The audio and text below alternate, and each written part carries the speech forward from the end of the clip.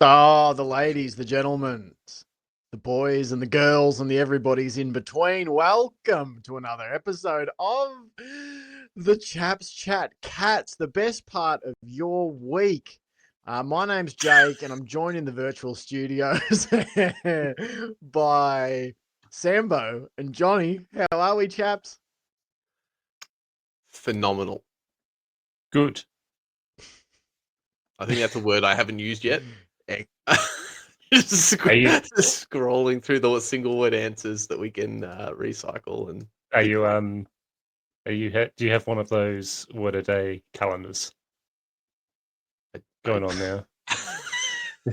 Yeah, but they're just greetings. Like they're just Yeah. sorry, not greetings. They're just one word, like words for how are you. So Yeah. I've yeah, and as everybody that listens probably knows, for some reason the first 500 days that it gave me were just good. And now I've started changing it up.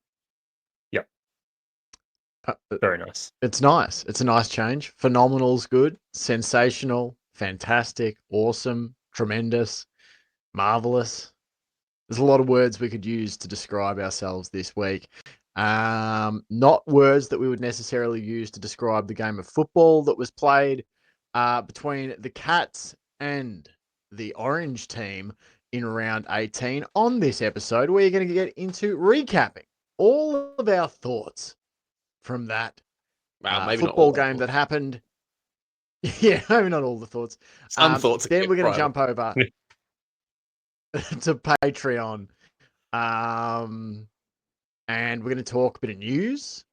Might get Sam to break down some thoughts from Scotty's presser. And we will also have a bit of a quick chat about the AFLW Cats naming their coaching panel.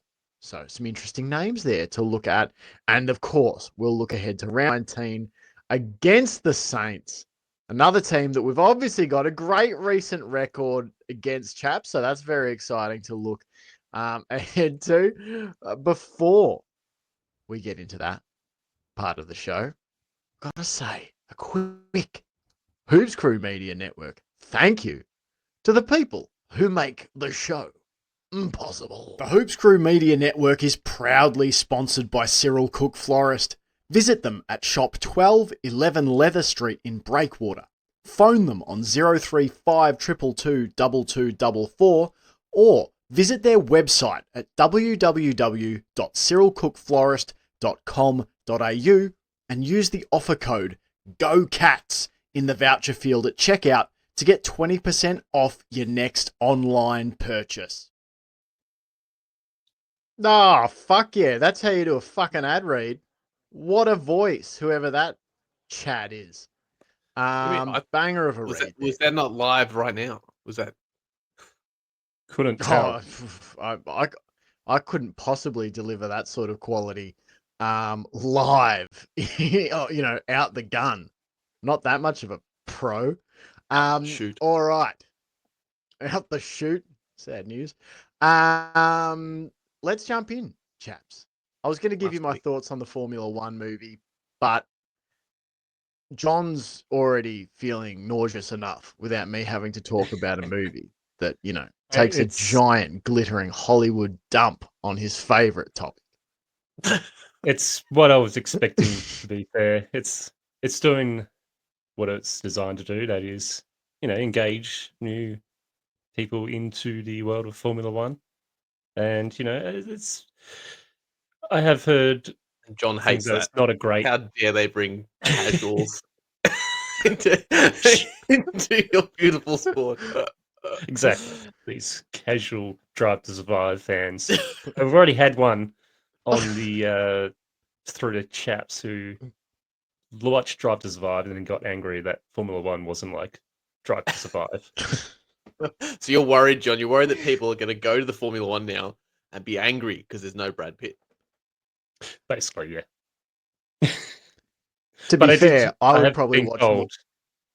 That the drive to racing scenes and all the cinematography, if I can get that word out, is top notch. It's just the story and everything else around it is not so top notch. That's to yeah, the human, Formula One fans. yeah, the human angle was really good. The acting was really good. The set pieces are as advertised. They're friggin' awesome. Yeah, I'm a very casual. I've watched a couple of F1 races. Obviously, my dad, enjoys Formula One.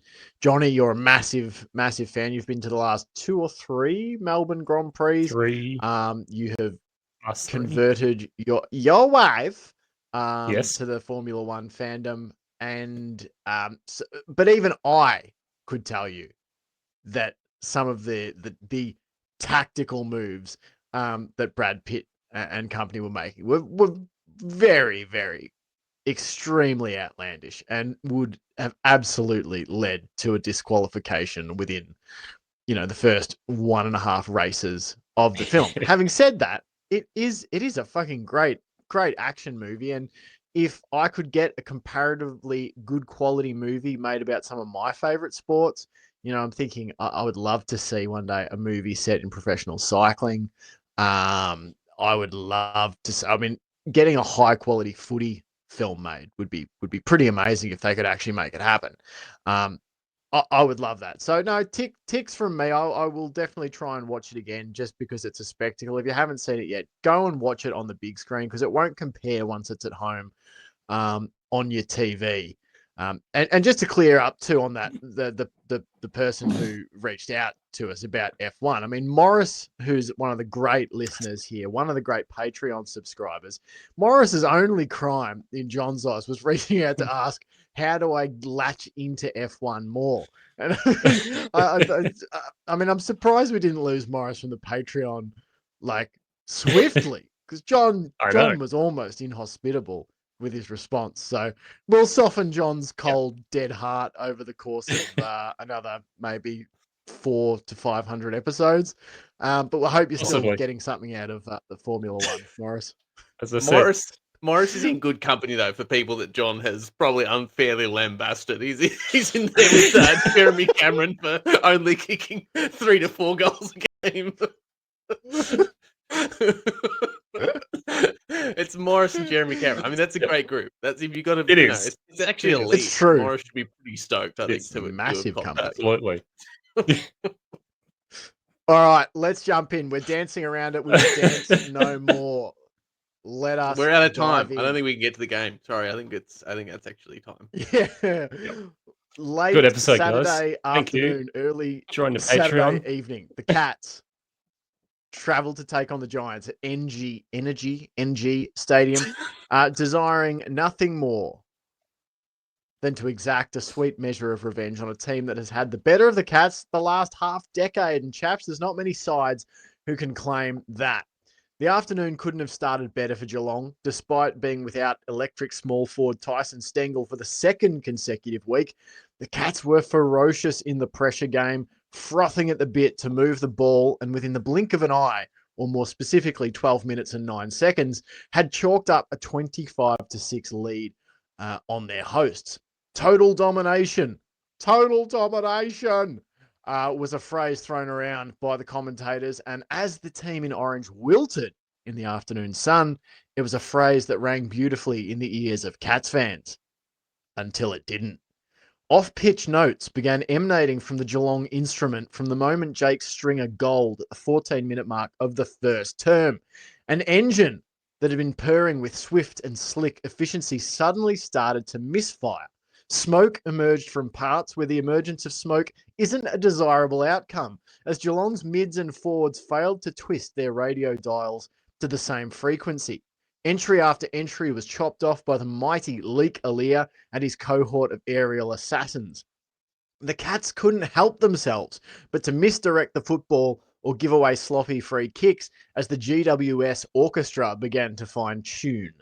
Once they got playing, it was to a rapid and vigorous beat. The Giants opened the Cats up repeatedly on the counter-attack, copying the playbook of sides who understand that to tease Geelong's system apart, an assailant requires both speed and precision.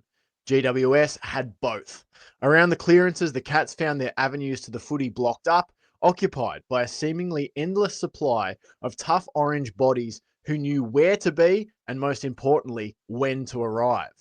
as GWS piled on 5 unanswered goals in the first 15 minutes of the second term to go from 13-point trailers to 18-point leaders. Alarm bells were screeching inside the Geelong robot. An SOS for someone to step in and engineer a remedy to the breakdowns in communication and execution that plagued the Cats following the opening 15 minutes of the game. Enter Shannon Neal and Jack Bowes, who each goaled to remarkably put the Cats just 6 points down at the main break. They should have trailed by just a single point had an ever-eager Patrick Dangerfield not swooped to take an advantage following a successful Brian Myers holding the ball call. That footy sailed wide from Dangerfield's snapping boot, and that moment, in a lot of ways, chaps, summed up Geelong's half and foretold of what was to follow. For this is how the tale of the tape went across the following 2 quarters. Geelong, determined and efforting to climb back into the game, were almost constantly undone by their own inability to execute, and then punished by a ruthless and decisive Giants team who were deadly in possession of the footy. By 3-quarter time, the lead was 25 points. By the 12-minute, 42-second mark of the final term, it was 38, and the game at that point was dead and buried.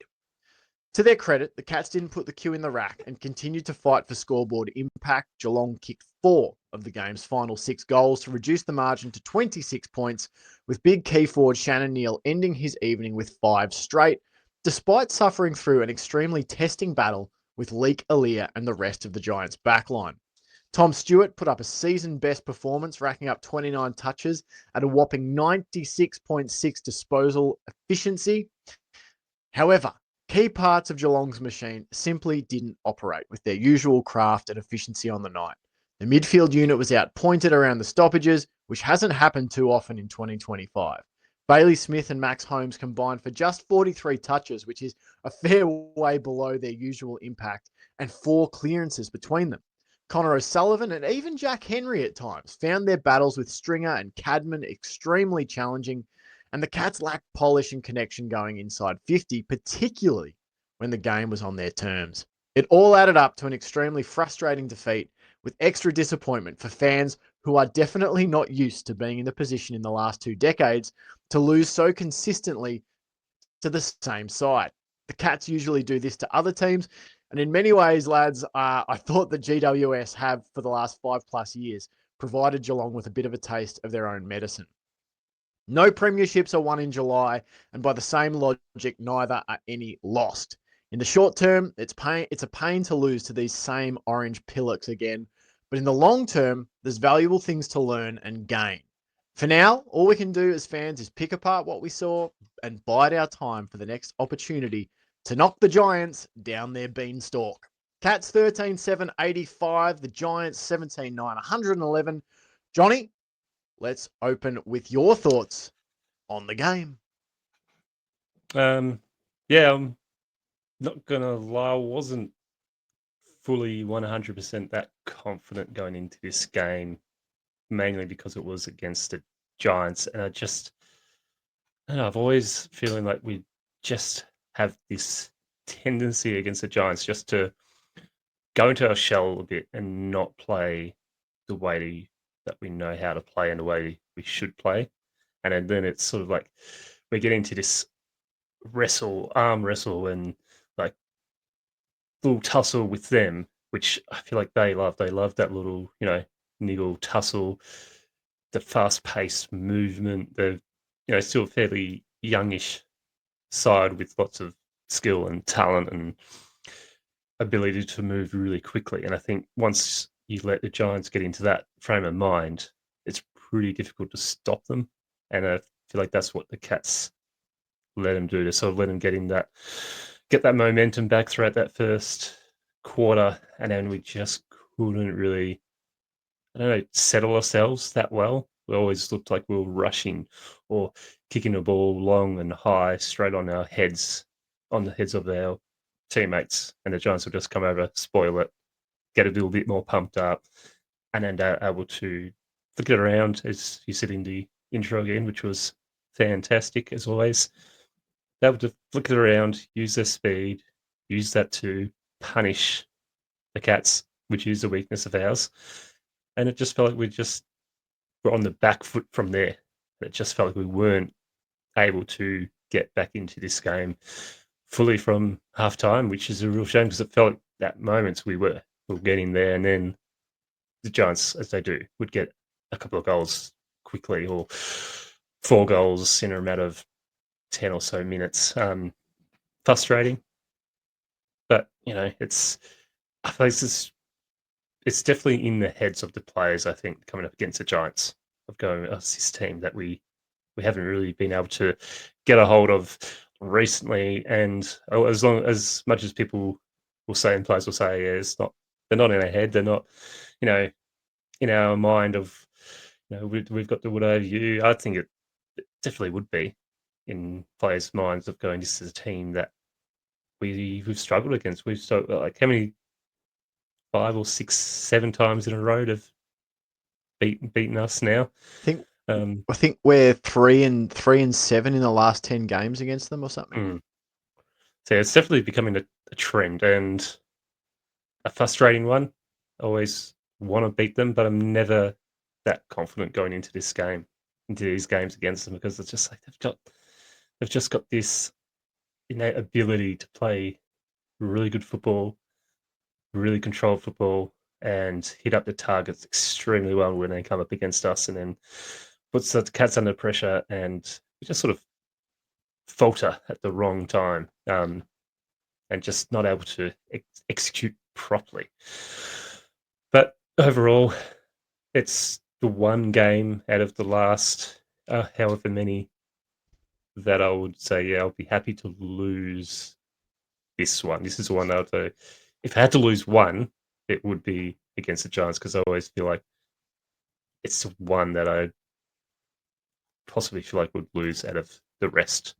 I still feel very confident going into every other game that we can beat the other teams pretty easily and pretty comfortably.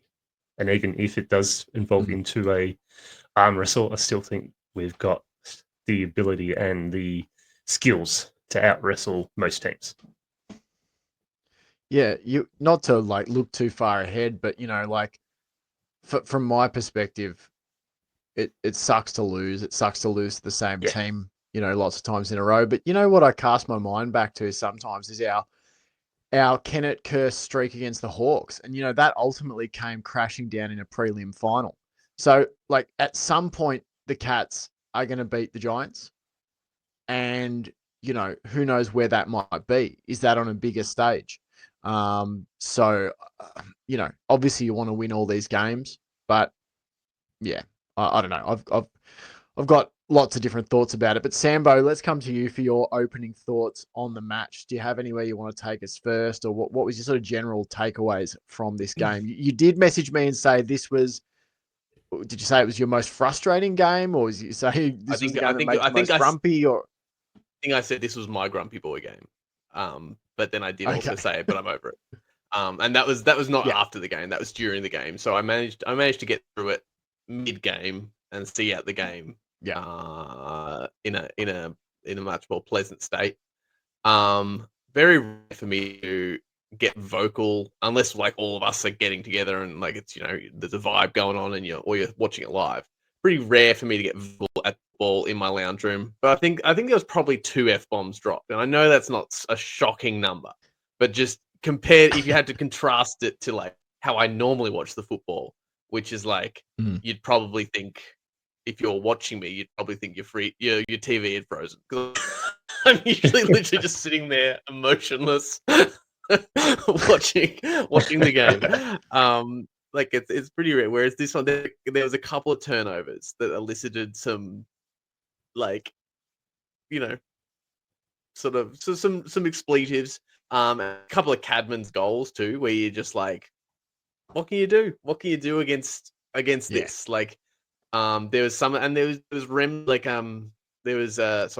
some similarities with the Lions game, where I thought, we came up against the Lions. The Lions had been playing dog shit. All we'd heard all week is they can't kick goals. They can't kick goals.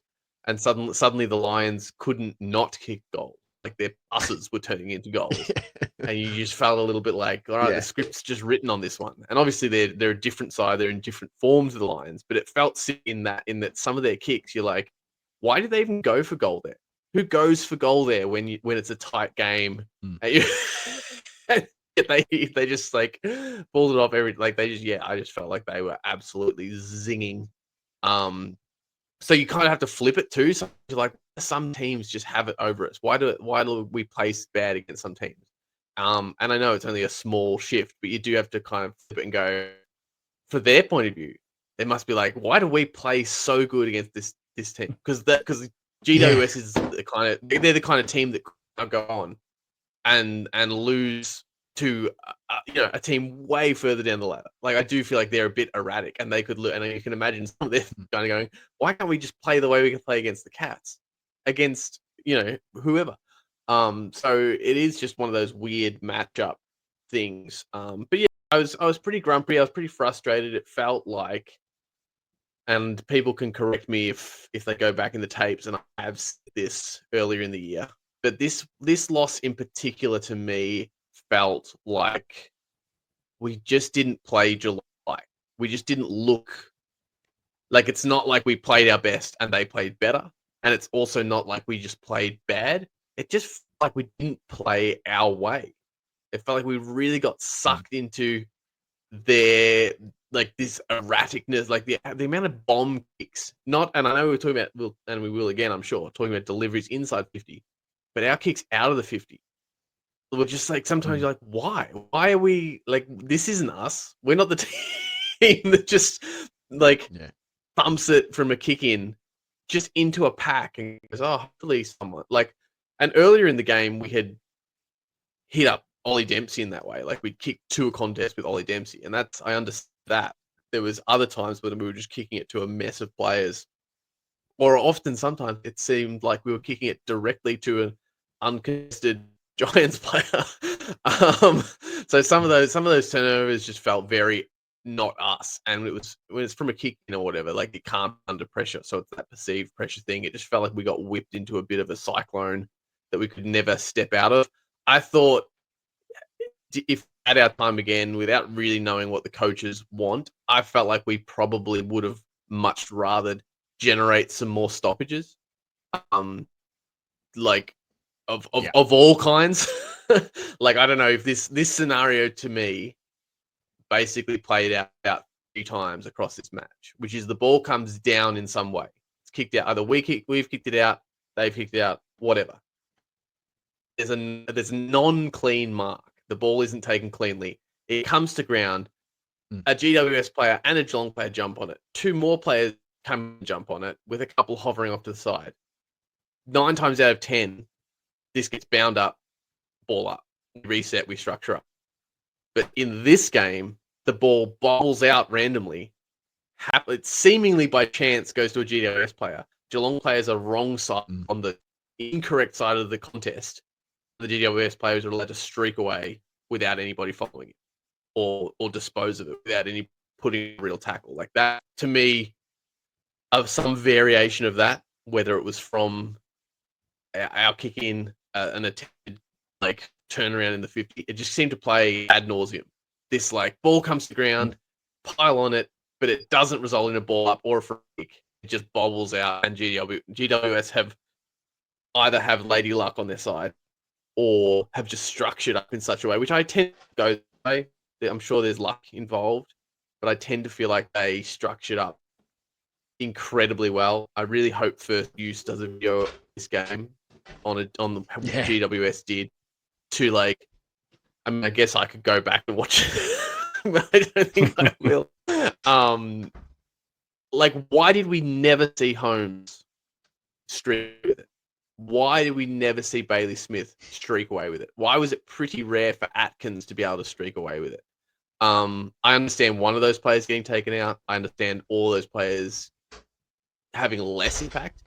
But putting Atkins aside, I don't think Holmes or Bailey Smith were really able to eke out an impact in the way that normally would. Smith managed to lay some tackles. Holmes did do some good things around the ground, but it felt like he was running from where he normally would be in order to just be able to get his hands on the ball. And I've waffled on. I'm sure there was other things I would say, but, like, there's the key stats we were down on our averages in. some really important ones. I think it's really weird that we were up in the hitouts and got smashed in the sound beaten in the clearances. Like, again, talk about un-Geelong. If you want to look at an un-Geelong ratio, it's up in the hitouts, down on the clearance. That's not us. But the other one is one bounce. I know bounces don't win you games, but with Bailey, Mark O'Connor, O'Sheen Mullen, Max Holmes, even Dempsey, Brian Myers, these guys, like one bounce among all those players versus 15 to GWS. Like it's a tiny stat that you go, yeah, that makes sense actually. That's yeah, that's a massive stat, especially when it just paints the story of, as you said, Bailey Smith, Max Holmes. Usually they'll get a couple bounces a game each, if not 3 or 4, and alongside Dempsey, and to have one bounce, it says a lot more and is a more impactful stat when actually look into it and go, so we had no running ability, or we just weren't able to run, or did Giants just shut it down that well, or we just weren't kicking to the players in the to best positions to have that running chance, or like to be able to generate stoppage. So it's like, okay, so it's not an open game, but let's lock it up and create some stoppages. And I think neither of those things were able to happen for us. And we've talked how fast the Cats are this year, and GWS made us look slow as shit. Yes. And like sometimes it's just they just were faster and they're on, but like a lot of the time their player was running away, and you're like, why is that player in the scenario to chase this person? Why is this not Smith or Hunt? Like, why is this George? Like, George Stevens unfortunately got showed up, but like, why is he in the position to be the one chasing? What he's not he's not the one you want chasing. He's the one you want to be the chased and the tackled, and to be able to get it out there to Max Holmes and Bailey Smith. I think he was a player, and you chaps are already hitting on some points that I'd outlined, like to go into in depth. So we've got the hive mind going, but like I think George Stevens is a guy who's like exactly what you said earlier, Sambo. I think in hindsight, the Cats would go back and look and go, if only we could have forced a stoppage there. Instead of, and to their credit, I thought GWS were really aggressive. And we've talked about it on the show before, like my tendency is to want to say, GWS were really brave, or, Team X were really brave about how they approached it. I think that undersells the smart factor of it.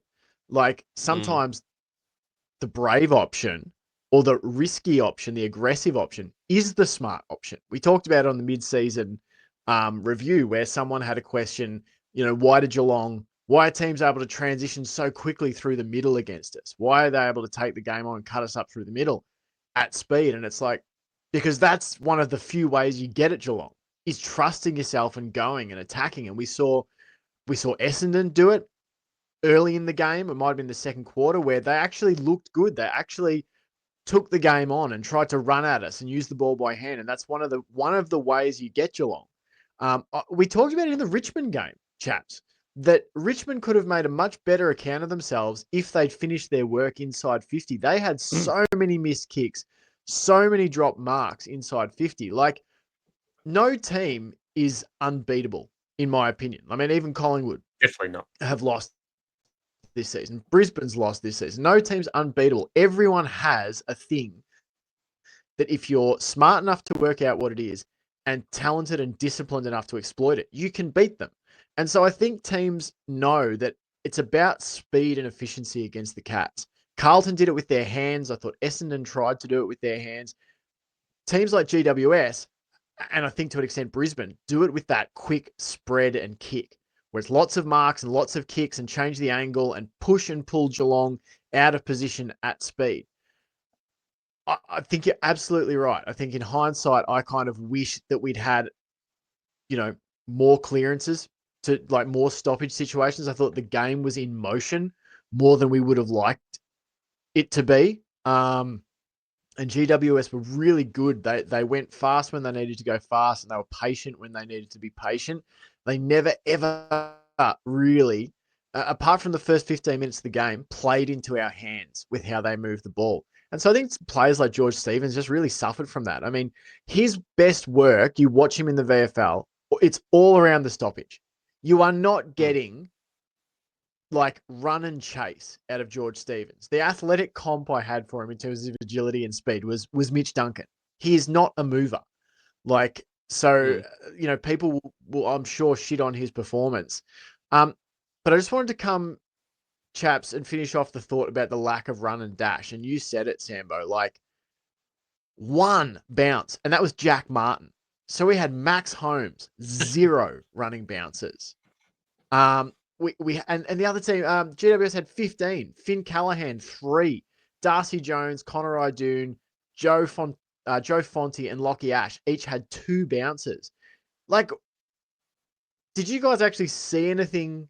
Like, was anything apparent to you as to why we couldn't get sort of, you know, what you might call a running game going, or was it just you could see it not happening, not necessarily the reason why it wasn't happening? I think I it feel was like there was a lot. yeah. There's I think it was the way the Giants set up against us when we were transitioning out of defense, and it also felt like they knew that Bailey Smith and Max Holmes were ready to run, and as soon as they got it, they were able to just shut them down really quickly and effectively, and not let them use that running ability at all. And yeah, as I said, that transition out of defense as well, they were all over us, and we weren't kicking smartly, as Sam said, out of defense either. Like the bit of it was Giants, being clever and doing their homework. Bit of us, and a lot of it was us not being super clever with our kicks going outside of 50 and not giving our players the best chance to use their footwork, and also dropping marks in amongst Giants players. Like there's so many times where a Cats player went up, it hit their hands, and it just bounced in front of them as they were going back. And then as they landed, all the momentum was going back. Giants players on the ground, scoop it up, off they go. So I think it was the way the Giants were able to know our strengths and mitigate them pretty well. We have like 4 players, just before I flick to you, Sam, we have 4 players who average essentially a bounce or more per game. Ollie Dempsey averages 0.9 bounces per game. Lawson Humphreys averages 1.1. Jack Martin averages 1.2, so he hit his benchmark. Max Holmes averages 2.7. So to think that we only got a single bounce out of Jack Martin, like that says a lot. Yeah, I think the Giants' structure was really good. I think their pressure was good, as you said, John, and I think it was largely the result of those two things. That it was that classic thing that we've probably already said 6 times: the perceived pressure of it, where Geelong players were picking it up and just disposing of it. Now, the weird thing about some of this stuff is our disposal efficiency overall wasn't that bad if you just look at the stats. That to me is really odd. That to me says, one, that the way that they're reading the efficacy of a disposal is maybe not, like, it's maybe misleading. We've talked about this before, that like you kick it, it goes to, like, Tom Stewart kicks it, it goes to Ollie Dempsey, and Ollie Dempsey collects it. That's probably an effective disposal, but it might have been the wrong person to kick it to in that moment, because Ollie Dempsey may then have turned and got shut down. You know what I mean? So it's sort of, or even like the dropped mark situation. So you dispose of it, it goes to Ollie Dempsey. That's an effect. Maybe that, like, is that counted as completely effective, even though he then fumbles and drops the mark? Like, I imagine that does count as an effective disposal. So it's a little strange to me that our disposal efficiency is actually up on our season average, and yet it probably felt like the worst disposal. And maybe that's the thing, that maybe the collecting of the ball was where we were starting to fall down a bit. And like you were sort of saying, I think this is what you were saying before, John, that like the pickup was just never clean. Like Max Holmes collects it, but he has to break stride. He has to lean back a little bit to grab it. Maybe he doesn't get it the first time, and then he's got to pick it up. And it's just those split-second moments. If a team is on like the Giants were on, then they're applying the pressure. The other weird thing about the game to me is just that overall, there just wasn't a lot of disposals and possessions when you look at the stats. Like, I know these things vary. There's not the same amount of disposals and possessions every game. But I kind of felt like GWS must have dominated even their averages in disposals, but they're actually down. They're nearly 18 disposals down on their season average. We were 23.4 disposals down on our season average.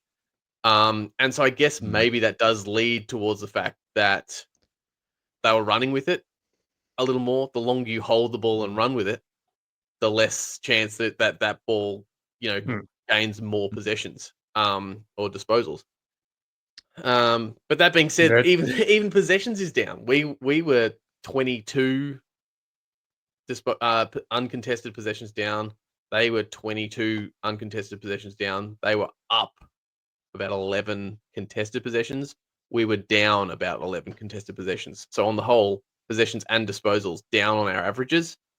So yeah, it's just like it's a bit of a weird one to throw out there. It's tough to read, but it does kind of track that. You kind of go, yeah, I just didn't feel like we ever had a chain going, and it also never really felt like we were able to run with it, and it also never felt like we were able to lock it up and have a stoppage. So it just did felt like all our weapons were taken away, and we were sort of hitting them when we could, and we're actually probably reasonably effective at then gaining an inside 50 when we could.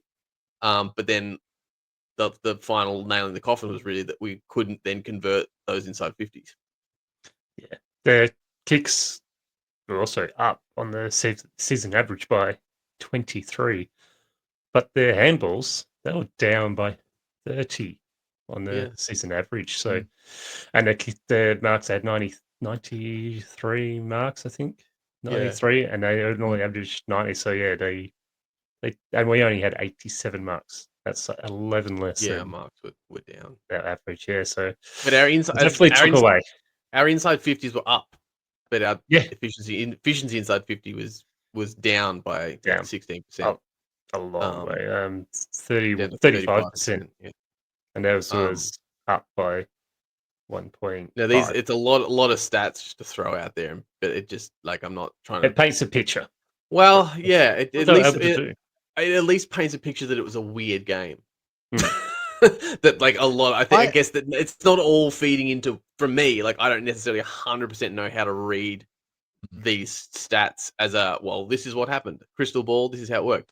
But it does paint the picture that this just felt like a weird game. Because not to be petulant, but I also didn't feel like the Giants played that well. Like versus like the Brisbane game, where I was like, I feel like neither of these teams are actually playing really nice football. You even said it about us, Jake. We were up in the first quarter. You were like, I don't even think we were playing that well in the first. Is it one of those games? And you'll get to it later in the press conference of Chris Scott. But he said their good players played well, and could it just be that fact of their good players played well, and that picked up everyone else to play well as well? Like the midfielders, their stars in the midfield were able to run and gun and get the kicks inside 50, and the star forwards like Aaron Cadman kicking 6 helps a lot. That's they only kicked 11 other goals. So yeah, I think having their good players play really well, or play a really good game compared to ours of Bailey Smith, Max Holmes, Dangerfield, played definitely down on what they can usually produce, would also be a pretty big factor that their star players outshone our star players. I just say too, like I think that the Giants didn't play something that was always really aesthetically pleasing. I mean, I'm not talking about they didn't look like a Ross Lyon team by any stretch. I thought they had some really nice passages of play. No, good. We wouldn't tar them with that brush. Ross Lyon team. But what I will say is I can't. There's not many teams who have executed their plan that perfectly against us this season. I think Brisbane are the best team we've played this year. I think Collingwood have a great level, but I think Collingwood are more gettable than Brisbane are. Just in my opinion, I think that's why we beat them as opposed to losing both times to the Lions. Yeah, in a lot of ways, I think the Lions were beating themselves all year when they were down. Yeah. And so what I would just say, some moments that stood out to me was one, I felt the first quarter was a little bit, not a mirage, but it was, I think there was an opportunity to take a kill shot there. And it was when we had kicked, did we kick 3 goals consecutively to start the game? And then we got a little creative down back and there was a turnover. Callum Brown turned around, snapped a goal. And I have to admit, a little bit of a shudder went through me of like, didn't really like that. We went straight back down. Shannon Neal scored. I thought, good. And literally 2 minutes after that, Jake Stringer goal. And I have to admit that at that point, I thought, fuck. Because we had really we had bossed that opening 15 to 20 minutes. And really, we missed some really good opportunities. Not so much, it wasn't so much that we missed shots, it was that we missed chances to generate shots. We had moments where it's like, we've got these guys on toast and we put it straight down Leakalia's throat. Or, there was a free kick that we gave away inside the forward 50. And it's all those little things that the Giants then rebound, get back in the game. And instead of being up, 36 to 13 at halftime or 36 to 7 or something, if you can prevent a goal, you go in just 13 points up. And I thought from there, they had a really good launching pad. And just on the execution of their system, something that stuck out to me that I always look for to know how we're going defensively is, okay, they're coming out of their back 50. Can we make them wait and kick long? And it only happened a very, very, very few times. And when it did, they were fucking set up with 2 guys waiting in the drop zone of the ball. They absolutely backed their big guys to break the contest. And they just backed, you know what? If we break it, we're going to be in position to take it. And we were caught out of position. And so, like, hats off to them. I thought they executed their system really well. Just another little talking point if we want to get into the specifics of the inside 50. And I'm conscious that we've got to make it a relatively tight show tonight because we've got a hard out for us at 9:30, which is about 40 minutes from now. But the kicking inside 50, just something that stood out for me, boys, and maybe this will be the last point we get to before we get to votes, was... So we talked about, we're kicking it down at Leakalia's throat. We've given away free kicks to let the Giants sort of wriggle off the hook early. But I'm sort of interested to know from you, like, did you feel like it was the leading and positioning of the forwards? Do you think it was the kicking decision-making from the mids?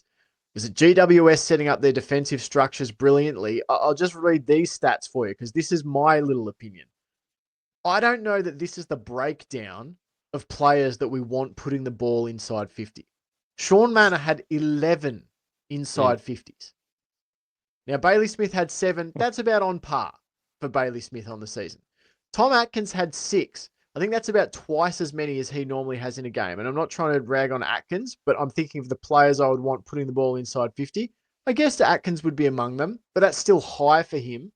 Oisin Mullen had 5 inside 50s. Now, Ollie Dempsey had 5 as well, but Dempsey I sort of feel like one of those players. But out of that, the names that really stood out to me were Manor and Mullen. 16 inside 50s between them. We only got 3 inside 50s from Brian Myers.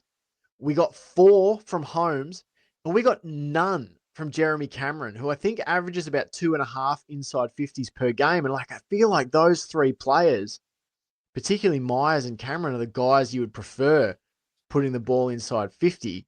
Like, I know you're not going to get Cameron getting 11 inside 50s for people being like, he should be in forward 50. But we all know those moments where Cameron roams a bit further up the ground and then delivers a dart to someone else. I don't know. I don't like that breakdown, chaps. I feel like they made us use players to go inside 50 that we would maybe prefer not to. What was your specific little takeaways about the entry inside 50?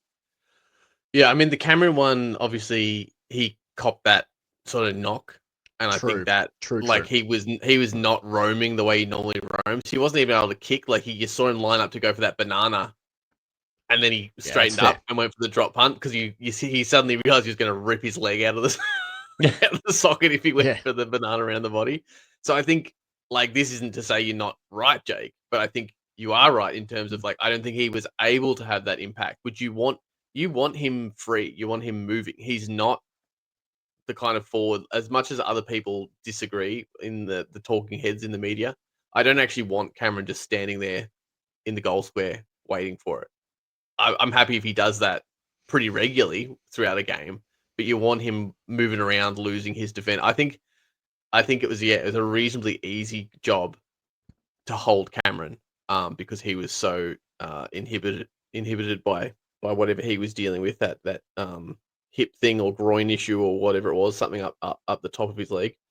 And yeah, so that's I think is a big one.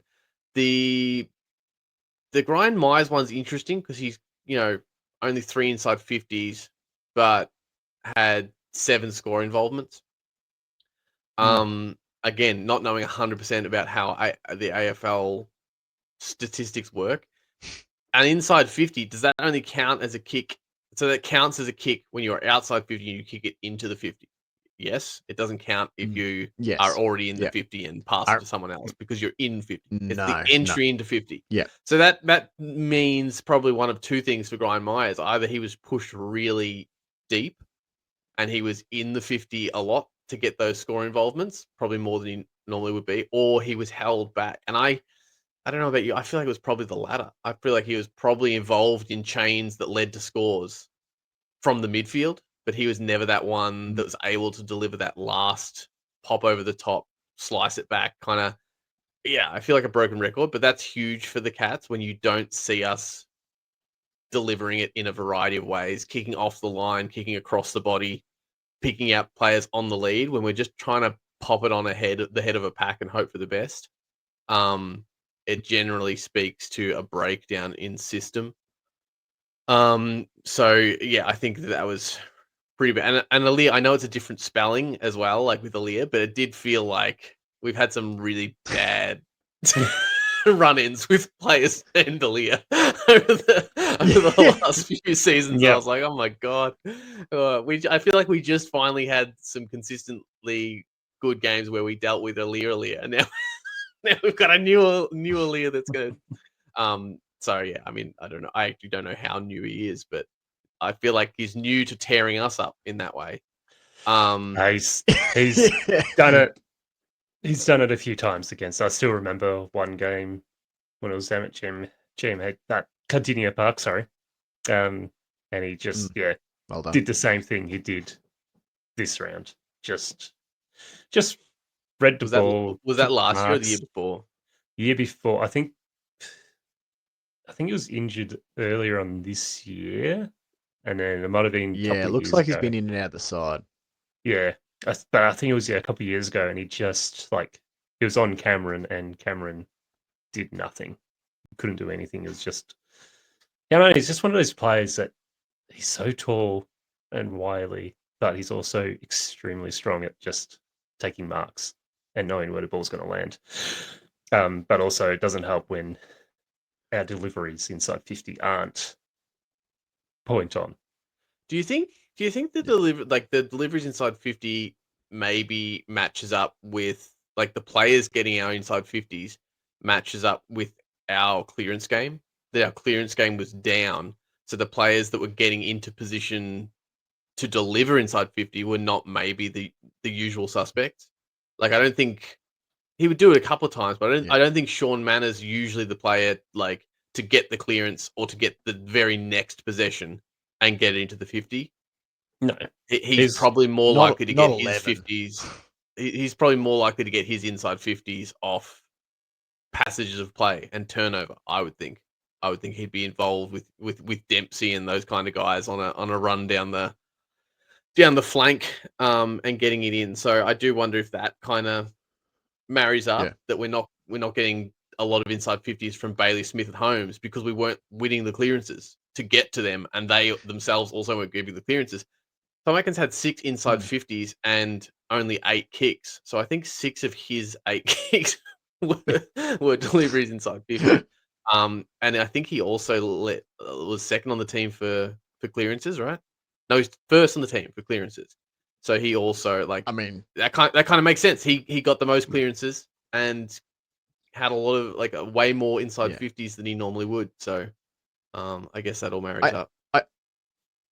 I just think too that the number that really stands out is the manner with 11. Like his season average is 5. So he's gone more than double what his season average is. And we all know that's the kicking and decision making part of his game isn't really what he's in the side for.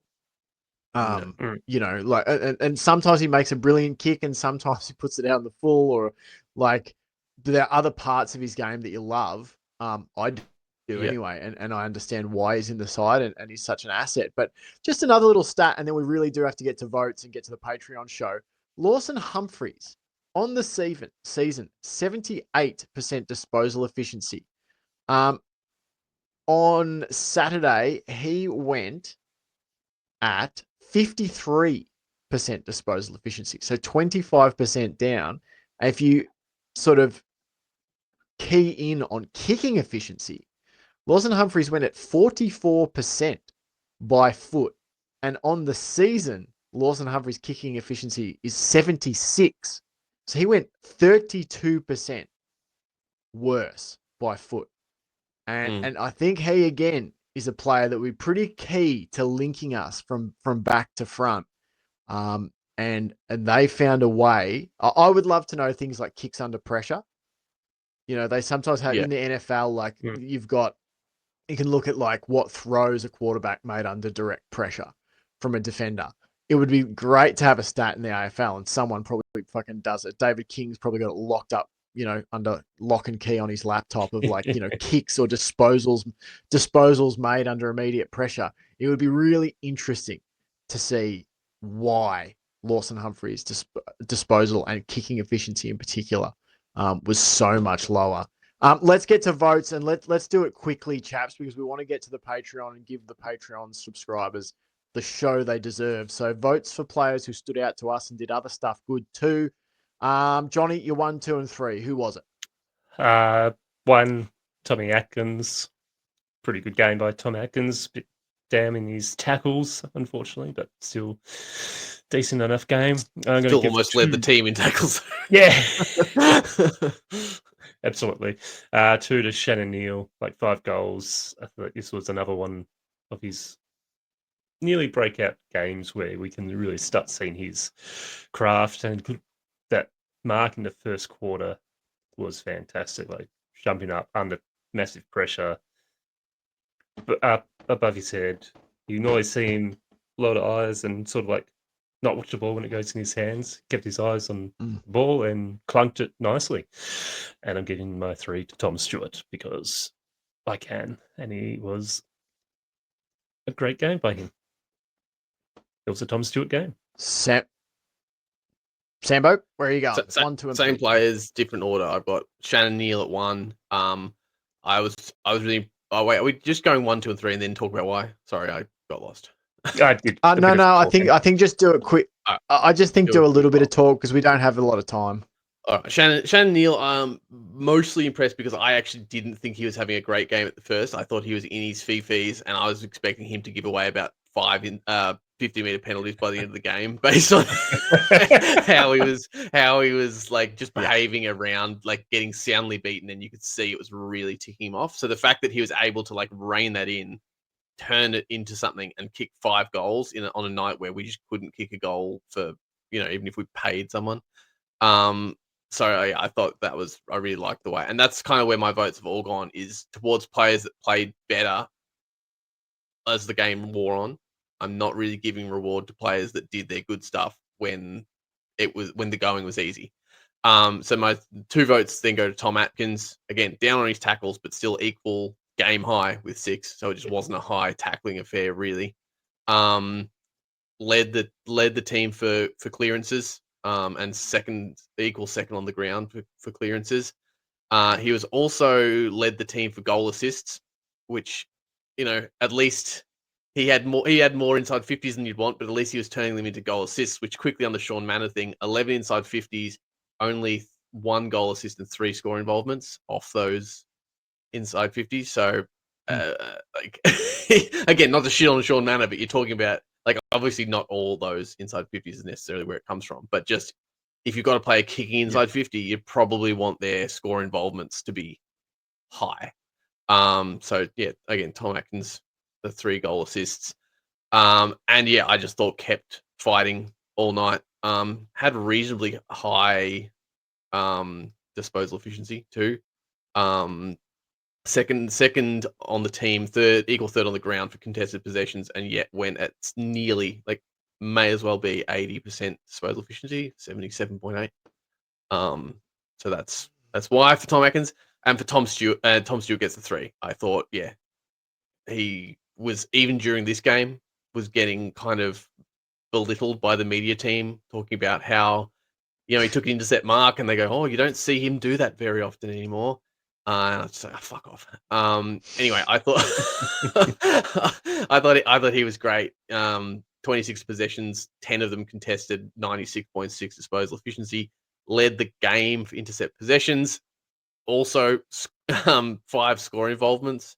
So he was, he was doing it all over the ground too, I suppose. And we talked about Lawson Humphreys not maybe being able to slingshot us the way he normally would.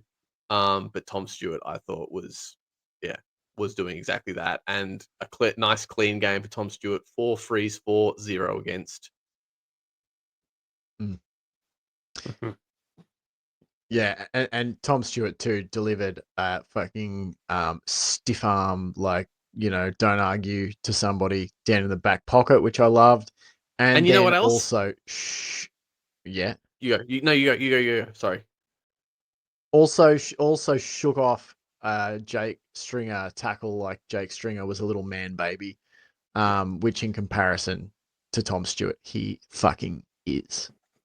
And he led the team second on the ground for disposals. And the moment that really, like, got it for me was doing his ankle and then still being the only player actually trying to chase down and impact the Giants shot on goal. And you're looking around and they're all like, oh, no. And you've got Tom Stewart literally running it at as fast as he can, like hobbling to try and get in the way. And you're like, yeah, that's Tom Stewart. That's Tom Atkins. Like, Sydney's grounds can't stop Tom Stewart even in the terrible condition. How many slipovers? Where's that stat? I want that down with bounces and 1%ers. Slipovers. I don't understand how they can play games there when it's this awful. I've got to say, it's the first time I've ever watched a game, or at least since they resurfaced Marvel. And I was like, is there something up with this surface? Like, normally I honestly don't take any notice of that stuff unless it's been raining. No. But this was a game where I was like, this doesn't look right. But anyway, my votes are... Sorry. I'll put that later. My votes are 1 to Tom Atkins. Most of the reasons you guys said. He was up and about, all throughout the game, efforting to impact. I'm actually giving my 2 to Mark Blixarves. I thought Blixarves was a player who really at different times tried to put the team on his back. I loved him playing catch with himself over, I think it was Toby Green's head a couple of times on the wing. It's just like, yeah, you're a good footy player, Toby Green, but you're not a monster athletically like Blixarves is. But yeah, 22 touches, 6 marks, 2 tackles, 19 hitouts, 5 clearances, 426 meters gained, 14 contested possessions to lead the team, 3 contested marks to lead the team. I'm going to miss Mark Blixarves when he's gone. I say it every 3rd week or so, but he's just, there's no one else quite like him. Led the team with ground ball gets too in a game where I felt like we couldn't get a ground ball get. He led the team. Yeah, the like, 6+ foot Frankenstein wingman leads Yeah. leads the team for ground ball gets. My 3 votes was a no-brainer. Tom Stewart. Tom Stewart's best game of the season. All right, we are going on over to the Patreon now. So if you want the next half hour of show, you better go on and start your 7-day free trial. And if you don't want the extended show, go fuck yourself. No, thank you so much for listening. Thank you so much for listening to the public part of the show. We'd love for you to hit subscribe. We very much appreciate our public listeners and viewers. Means a lot to us that there's a lot of stuff on the internet to spend your time looking at. Some of it more pleasurable than watching us. So the fact that you invest an hour or so of your week, we appreciate it.